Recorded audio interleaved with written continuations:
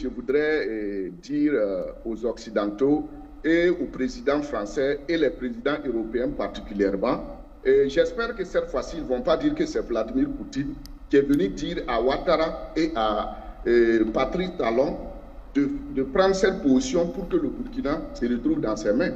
Parce que quand des situations comme ça se produisent, c'est les mêmes Occidentaux qui sortent pour dire que c'est Vladimir Poutine. Toujours c'est Vladimir Poutine. Toujours c'est Vladimir Poutine. Comme si nous, on ne peut pas réfléchir. C'est une logique. Après le G5 Sahel, on a eu la CEDEAO. Et il fallait s'y attendre. C'est les chefs d'État africains, particulièrement l'AES, qui n'ont pas été prospectifs ni anticipateurs. Pourquoi? Parce qu'il y avait déjà des tensions. Rappelez-vous qu'avec la crise quand le président Assimi Goïta est arrivé, on a forcé la main du président Roch-Marc Christian Kaboré pour qu'il participe aux sanctions contre le Mali. Et en son temps, les Burkinabés vivant au Mali ont demandé des comptes au président Roch-Marc Christian Kaboré.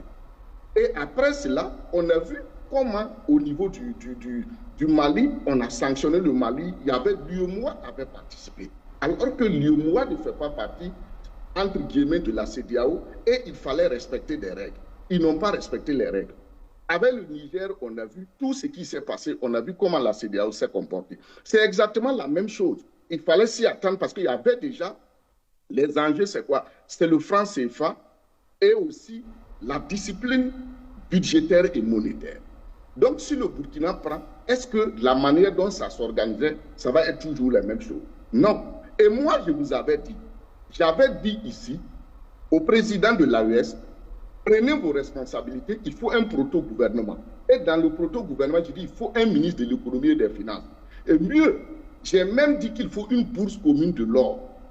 Les trois pays doivent utiliser l'or et commencer déjà à jouer sur la politique de l'or, parce que s'ils se mettent ensemble, ils mettent leur or ensemble, un marché commun de l'or, ça va jouer sur le cours mondial. Il y avait des soi-disant économistes qui commentaient pour dire un sociologue qui parle de l'économie comme ça. Voilà les réalités aujourd'hui. On n'est pas prévoyant et on a peur de prendre nos responsabilités. Ce qui se passe, c'est une crise politique. Ce n'est pas une crise monétaire, c'est une crise politique. Parce que le problème, ce n'est pas là-bas. Le problème se joue dans la politique.